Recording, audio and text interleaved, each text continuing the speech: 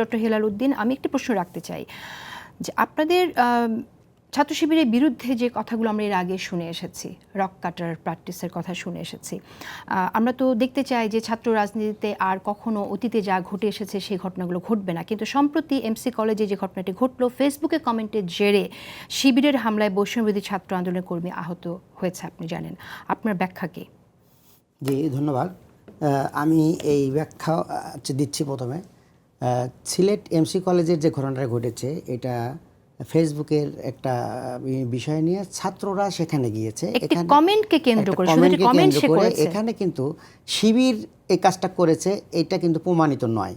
এখানে পরে এর পরপরই এটা মেইনস্ট্রিম নিউজপেপারে এসেছে। আপনারা নিউজপেপারে দেখেন, আমার কাছে এখানে ডকুমেন্ট আছে, ছাত্র দলের কতগুলো কাহিনী আছে, 100-র উপরে কাহিনী আমার কাছে আছে, যে ছাত্রদল কি করেছে, কোথায় চাঁদাবাজি করেছে, কোথায় মানে স্টেপ করেছে, কোথায় কি করেছে, এগুলো সব আমার এখানে আমি দেখাতে পারি। যারা ঘটনায় উপস্থিত ছিল তারাও এটা বলেছে। ওখানে প্রিন্সিপাল বলেছেন যে আমি গিয়েছি, আমি হল সুপারের কাছে শুনেছি, এখানে সরাসরি শিবির দায়ী নয়। এখানে ছাত্র শিবিরের 12 থেকে 13 জন নেতাকর্মী গিয়ে এখানে ঘটনাটা ঘটেছে। অন্যান্য সকল ছাত্ররাই গেছে, তার ভিতরে 2-1 জন শিবিরও থাকতে পারে, এটা আমরা শুনেছি। কিন্তু এককভাবে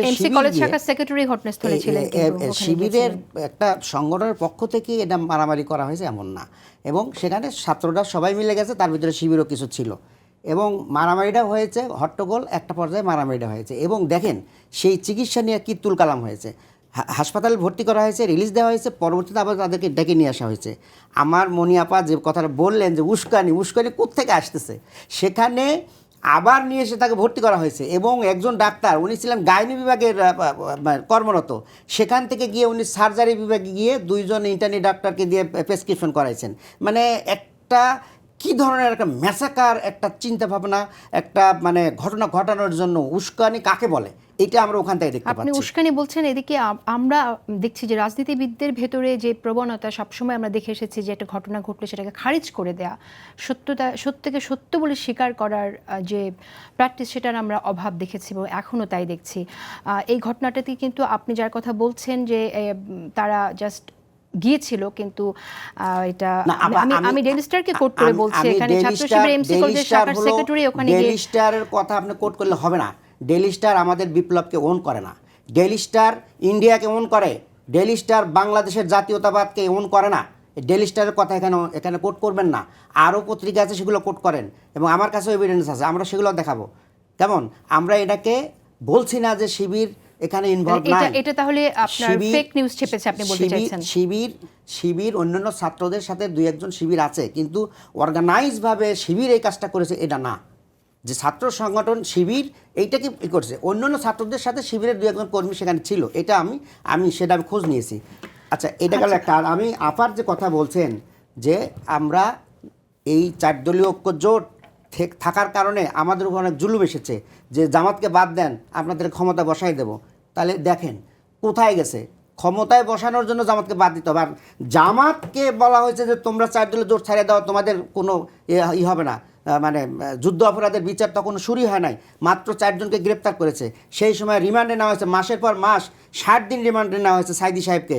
বলে যে হুজুর, আপনি শুধু জামাত ইসলাম করবেন না, 4 দলীয় ঐক্যজোট করবেন না, আপনার কিছু হবে না, আপনাকে বাসায় সবসময় বাসায় দেবো। হুজুর বলছেন যে এগুলো তোমাদের প্রেসক্রিপশন অনুযায়ী আমার জীবন চলবে না, মৃত্যুর ফয়সালা আল্লাহর কাছ থেকে হয়, অতএব আমি জেল জুলুম মৃত্যু ভয় দেখে কাজ হবে না, আমি সত্যের উপরে আছি, সত্যের উপর থাকবো।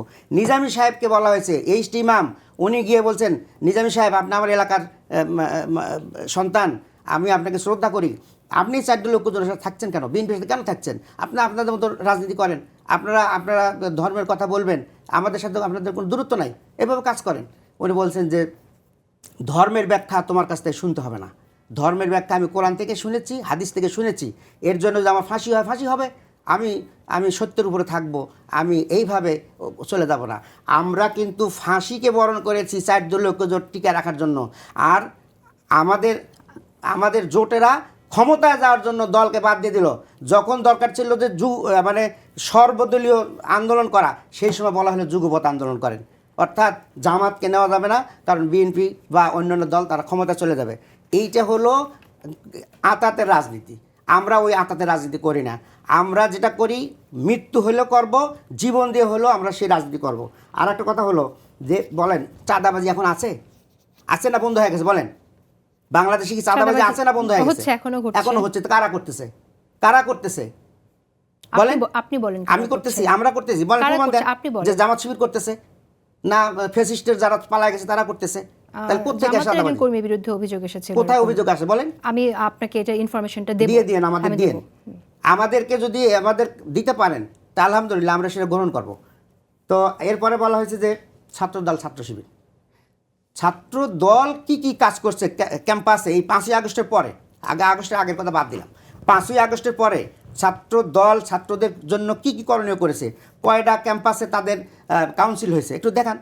আর ছাত্র শিবির এই মানে তাদের প্রত্যেক বছর কাউন্সিল হয় এবং 31শে ডিসেম্বর আমাদের কাউন্সিল হয়েছে এবং কাউন্সিলের পরে সারা বাংলাদেশের প্রত্যেকটি জেলা শাখায় শহরে ক্যাম্পাসে আমাদের কাউন্সিল হয়ে গেছে। আমরা সব জায়গায় প্রকাশ্যে কাউন্সিল করে আমরা সেটা পত্রিকায় দিয়ে দিই, সব জায়গায় আমাদের তালিকা দিয়ে দিছি। এরপরে ছাত্র শিবির তাদের প্রতিষ্ঠা বার্ষিকী উপলক্ষে তাদের প্রকাশনা উৎসব করেছে প্রকাশ্যে সব জায়গায়। কি আছে আমাদের, আমরা কি নিয়ে ছাত্রদের সাথে কাজ করি।